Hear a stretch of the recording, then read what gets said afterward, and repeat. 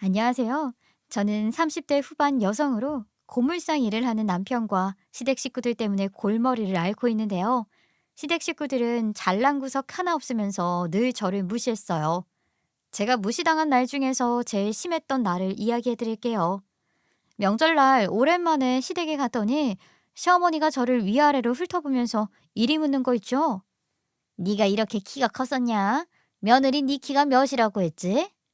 갑자기 키를 묻는데 170이라고 이야기했더니 어머님이 뭐라 했는지 아시나요? 에휴, 키 큰 여자는 옛날부터 불륜하는 년이 많았다는데 쟤도 그런 끼가 보이냐? 네 마누라 잘 지켜봐라. 지금은 멀쩡해 보여도 나중엔 모른다. 그런데 남편이 이 소리를 듣고 그냥 웃어버렸어요. 그런 남편을 보니까 이대로 가만히 있으면 안 되겠다 싶어서 제가 화를 내면서 강하게 소리쳤어요. 어머님, 지금 저보고 뭐라고 하신 거예요? 말이 너무 심하신 거 아니에요? 며느리도 가족인데 가족한테 그런 취급하시면 안 되죠. 이때 시어머니가 먼저 뭐라 한 게 아니라 남편이 먼저 저한테 고함을 질러댔어요. 제 편을 들어주기는커녕 이런 소리를 해대더라고요. 우리 엄마가 농담으로 한 말인데 왜 이렇게 화를 내냐? 왜 이렇게 버릇없게 굴어? 여기가 처가인 줄 알아? 당신 엄마 집 아니고 우리 엄마 집이니까 못 배운 애처럼 굴지 말고 정신 똑바로 차리고 있어. 남편이 이런 막말을 하는데 제가 가만히 있겠어요? 그 자리에서 남편이랑 싸우니까 시어머니께서도 저한테 역정을 내셨어요. 시부모 앞에서 이러는 게 맞냐? 네 엄마가 그렇게 가르치디? 며느리가 시댁 식구들 앞에서 이러는 거 아니다. 우리가 무슨 말을 하든 간에 입 꾹 다물어라. 며느리는 원래 그런 거야. 세상에 그런 게 어디 있냐고 지금이 80년대냐고 소리를 쳤는데 제가 고분고분하게 안구니까 시어머니가 지금 당장 친정에 전화를 해 엄마를 부르겠다는 소리를 했어요. 그런데 이 싸움에 엄마를 끼우고 싶진 않더라고요. 착한 우리 엄마가 시어머니 앞에서 고개를 숙이며 네네 제가 교육 잘 시키겠습니다. 이럴 게 뻔히 보여서 입을 다물었어요. 대신 남편한테 집에 가서 이야기하자고 했죠. 가자마자 한판 하려고 벼르고 있었는데요. 그렇게 한참 동안 싸한 분위기로 있다가 제가 명절이니 잘 지내보려고 웃으면서 말했어요. 어머님이 아들만 가지면 딱 좋을 것 같다고 하셨잖아요. 제 친구가 노산인데도 임신에 성공했다는데 저도 도전해 볼까요?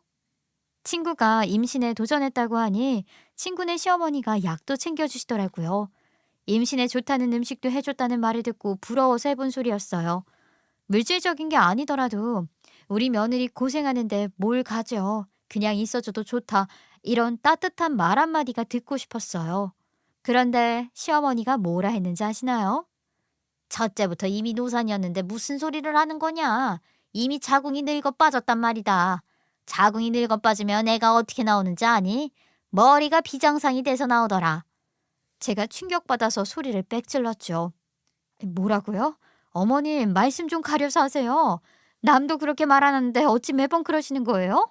남편이 시어머니가 막말을 했는데도 지 엄마 편을 들더라고요. 제가 이런 집에 있어야 할 이유가 뭐가 있겠어요. 엄마가 고개 숙인 모습을 보고 싶지 않은 거면 제가 나와버리면 되죠. 남편놈이 우리 엄마한테 왜 그러냐고 제 옷자락을 강하게 잡아당기길래 그 자리에서 남편을 팍 뿌리치고 말았어요. 어머님이 어머 어머 저것 좀 봐라 라고 말하는 걸 듣고 시댁을 뛰쳐나왔어요. 친정집에 가니까 엄마가 왜 이렇게 일찍 왔냐고 물어보더라고요. 저는 엄마 속상할까봐 시어머니와 남편이 막말을 하고 있다고 말도 못했어요. 그냥 부부싸움 좀 했다고 말하고 명절을 친정집에서 보냈었죠. 명절이 끝나자마자 남편과 한판 하려고 집으로 돌아가서 밤새 싸웠던 것 같아요. 그 뒤로 저랑 남편 그리고 시댁 식구들 사이가 더 나빠졌어요. 제가 시댁과 연을 끊으려고 하니까 남편이 저보고 이런 말을 하는 거 있죠. 뭐? 시댁이랑 연을 끊어? 드디어 미쳤구나. 우리 엄마가 잘해주니까 뭐가 뭔지 모르겠지? 정신교육 좀 시켜야겠네 이거. 이래놓고 시어머니한테 전화를 하더라고요. 그날만 그런 게 아니라 매일같이 시어머니한테 전화를 해대는 통에 저희 집이 거의 시댁 같아졌어요. 시어머니가 제 집에서 한 짓은 아주 가관이었어요. 어머님이 밥 먹다 말고 갑자기 저한테 같이 돈이나 벌자며 면접을 보러 가재요. 아는 사람 공장이 있는데 지금 일손이 좀 부족하대. 잠깐만 아르바이트 해달라고 하는데 같이 가서 일하자. 지금 집에서 음식만 하고 청소 빨래만 할 게 아니야. 아이, 우리 아들이 이렇게 힘들어하는데 집에만 있니? 안 그래도 저도 일을 시작하려고 해서 시어머니 한번 따라가 보기로 했어요. 다음날 시어머니를 따라가는데 공장이 아니라 이상한 회사 같은 건물로 들어가는 거 있죠. 역시나 안에 공장은 없고 사람들만 잔뜩 있었어요. 그중 한 사람이 자기가 팀장이라면서 아는 척을 하더라고요. 우리 혜연이 며느님 되시는구나. 어서 와요. 오느라 고생 많으셨어요. 가정주부라고 들었는데 그전에는 무슨 일 하셨어요? 제가 식당 일도 하고 공장 일도 해봤다고 하니까 무슨 사람들이 엄청나게 몰려오더군요. 정신없이 인사를 나누다 보니까 일은 안 하고 희한하고 쓰잘데기 없는 이야기만 나누었어요. 공장에서 일하러 왔으면 일당이나 근무 시간 같은 걸 설명해 줘야 하는 거 아닌가요?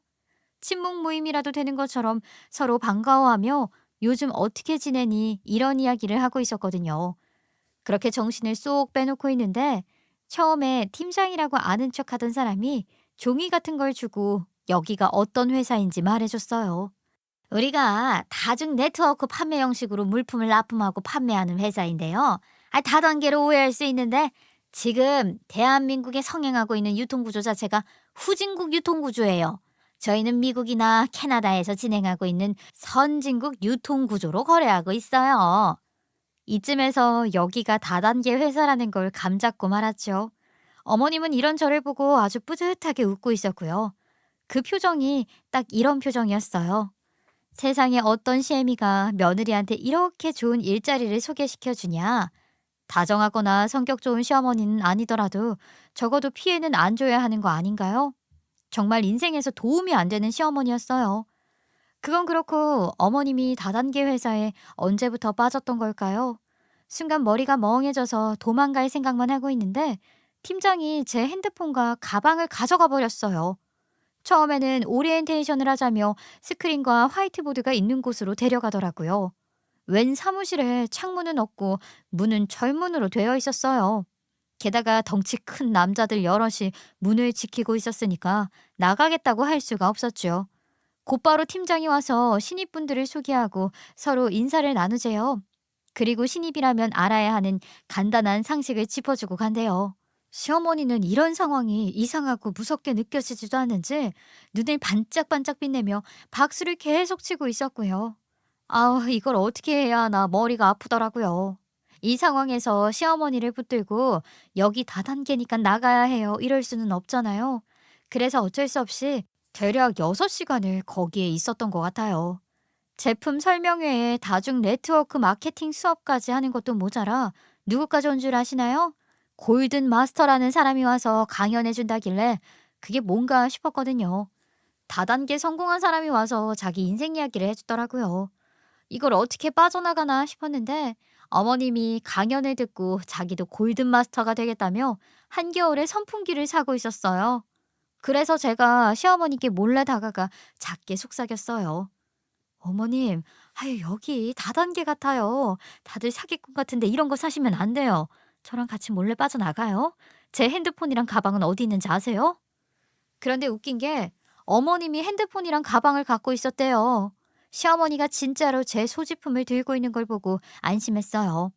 어머님 손에 든 걸 얼른 빼앗아 들고는 저는 집에 가겠다고 했죠. 그런데 시어머니가 뭐라 했는지 아시나요?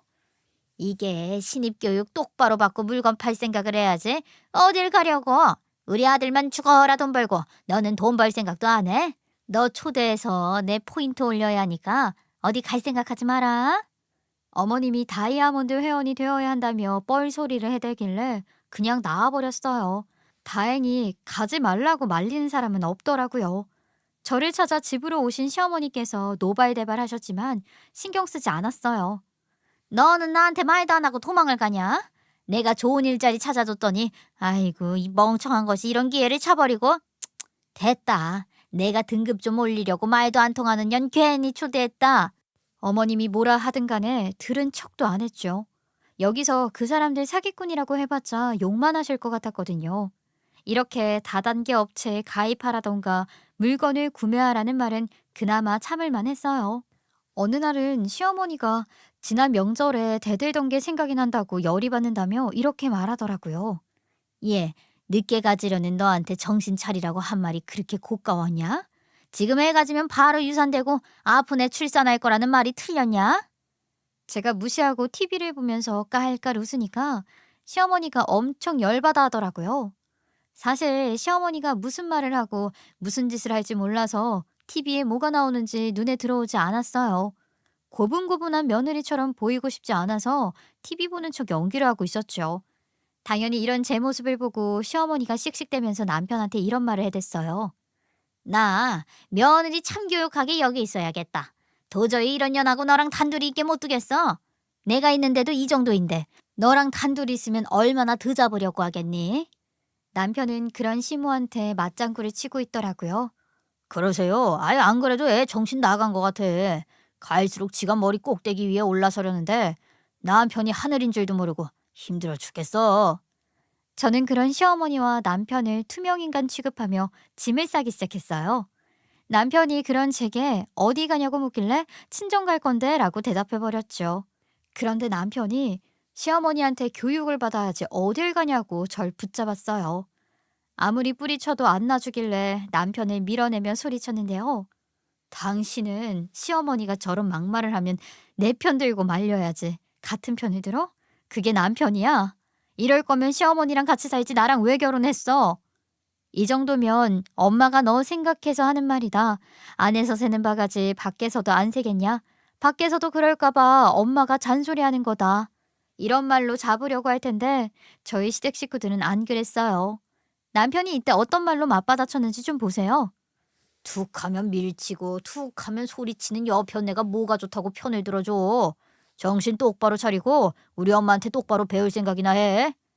저는 남편이 그러거나 말거나 참교육 받을 생각이 없다고 말하면서 애들을 데리고 친정으로 가버렸어요. 남편 때문에 친정에 자주 갔던 터라 엄마는 이유도 묻지 않고 받아줬죠. 엄마가 해준 따뜻한 밥을 먹고 있는데 초인종 소리가 들리더라고요. 불길한 예감이 들어 인터폰을 보니 남편이 시어머니 데리고 친정으로 온 거였습니다. 당연히 저는 문을 열어주지 않았는데요.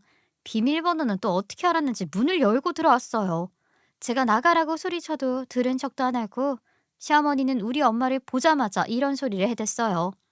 아이 저것이 시부모랑 가족 계획을 논의하지도 않고 제멋대로 결정해서 혼내고 있었는데 도망을 갔더라고요. 아이 어디서 배워먹은 버르장머리길래 시모가 말하는데 가버려? 이외에도 엄마 앞에서 쓸모없는 딸 둘만 낳아서 어디다 쓰냐, 우리 재산은 누가 지내주냐는 소리까지 해댔어요. 그것도 모자라 남편이 이런 말까지 하는 거 있죠. 첫째 딸은 내 애 아닐지도 몰라. 딸내미 얼굴 딱 봐봐. 나 닮았나? 지금 생각해보니까 내 결혼식 날 봤던 애 중학교 동창이란 놈이랑 진짜 닮았더라. 이 말을 듣고 가만히 있는 여자가 어디 있어요. 그래서 제가 눈이 동그랗게 뜨고 남편을 쳐다보며 말했어요.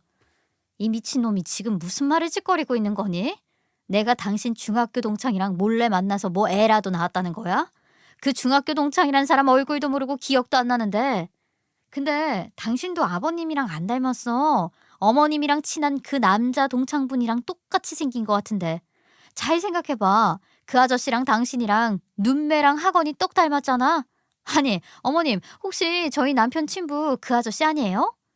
시어머니랑 남편이 하는 말을 듣고 표정이 굳던 엄마도 옳다구나, 맞는 것 같다고 맞장구를 쳤죠. 시댁 식구들은 뇌 구조가 다 똑같은지 지가 한 말은 생각도 안 하나 봐요. 남편과 시어머니가 격분하더니만 제 머리채랑 멱살을 잡으려고 들었어요. 당연히 저도 남편은 머리채를 휘어잡고 시어머니 목덜미를 핥히며 발버둥을 쳤지요. 엄마가 그런 남편과 시어머니를 겨우 말리고 밖으로 나가서 이야기하자고 했는데요. 저는 제분에 못 이겨 엄마 등살에 떠밀려 집 밖으로 나가는 남편과 시어머니에게 이렇게 소리쳤어요. 이혼해. 이렇게 살 거면 이혼하자고. 뭐하러 같이 사는데? 저는 집에 남겨진 채 가라앉지 않는 화를 혼잣말로 다스리고 있었어요. 이혼할까? 우리 두 딸 혼자서 키워버릴까? 요즘은 이혼이 흠도 아니라잖아. 그날 혼자서 별소리를 다 하면서 머리를 싸매고 있었던 것 같아요. 몇 분 뒤에 엄마가 들어와서 이런 말씀을 하더라고요. 내가 잘 타일러서 사부인이랑 사위 보내긴 했는데 네가 정 힘들면 이혼해라. 뭐하러 저런 놈이랑 같이 살아. 근데 엄마처럼은 안 살았으면 좋겠다. 엄마도 욱해서 이혼했는데 사는 게 사는 것 같지 않더라. 아무래도 엄마 시대에 이혼해서 여자 혼자 사는 것 자체가 힘들었으니까요. 엄마가 아빠랑 이혼하고 고생이랑 고생은 다 하셨었거든요. 다른 사람도 아니고 엄마가 이혼은 신중히 하라고 사정하니까 이번만 참아보겠다고 했어요. 그래놓고 저는 엄마가 잠든 밤에 몰래 빠져나왔죠. 시댁에 들어가자마자 불을 전부 다 켠 다음에 시어머니와 남편을 깨우면서 이렇게 말했어요. 어머님이랑 윤지 아빠 도대체 나한테 왜 이러는 거야? 죽을 때까지 나 괴롭힐 생각이야? 나랑 이혼하고 싶어서 이러는 거냐고. 제가 이러니까 남편이 이 새벽에 뭐 하는 짓이냐고 소리를 지르더라고요. 저는 그러거나 말거나 고함을 지르며 손에 잡히는 물건을 전부 다 집어 던졌어요. 이런 식이면 같이 못 사니까 사과해. 사과하고 반성하고 다시는 안 그러겠다고 하라고. 안 그러면 애들이고 뭐고 무조건 이혼할 거야. 남편이 도대체 무슨 이유로 이혼할 거냐고 따지길래 시어머니랑 남편이 예전에 했던 말들을 이야기해줬어요. 태국 푸켓으로 신혼여행 간다고 했는데 갑자기 태국 홍수 터진 거 기억 안 나? 그게 뉴스로 보도되니까 어머님이 멍청하게 내가 신혼여행지 잡아서 그런 거라고 욕했잖아. 신혼여행 저런 대로 정해서 남편 잡아먹는다고 뭐라 하신 거 나 아직도 기억하고 있어? 이 말을 듣고 남편 놈이 고작 그것 때문에 그러냐고 따졌어요. 그래서 제가 마저 더 이야기해줬죠. 아예 이것뿐인 줄 알아? 당신이 우리 딸 2살일 때 나 닮아서 발육이 늦네, 침을 자꾸 흘리네 이런 소리 하면서 좀 모자란 것 같다고 말한 거 기억 안 나? 그런데 남편이 이리 대꾸하더라고요. 나랑 우리 엄마가 언제 그랬어? 하나도 기억 안 나는데 뭔 소리 하는 거야? 당신 뭐 술 마셨어? 아니면 이상한 꿈이라도 꾸고 우리가 했다고 착각하는 거 아니냐고. 결국 제가 폭발해서 지금 당장 이혼 소송 시작하고 별거하자고 해버렸어요. 친정집에 가서 살겠다고 하니까 시어머니가 악을 쓰면서 뭐라고 했죠. 제가 미친 것이라는 소리를 그냥 듣고 있을 것 같나요? 바로 시어머니보다 더 큰 목소리로 비명을 질렀어요. 욕이라도 할 것도 없이 악에 바친 사이렌 소리에 가까웠는데요. 어머님이 제가 드디어 미친 것 같다고 당황하시길래 이렇게 말씀드렸어요. 그럼 이런 시어머니랑 저런 남편 밑에 있는데 안 미치겠어요? 연락하지 마세요.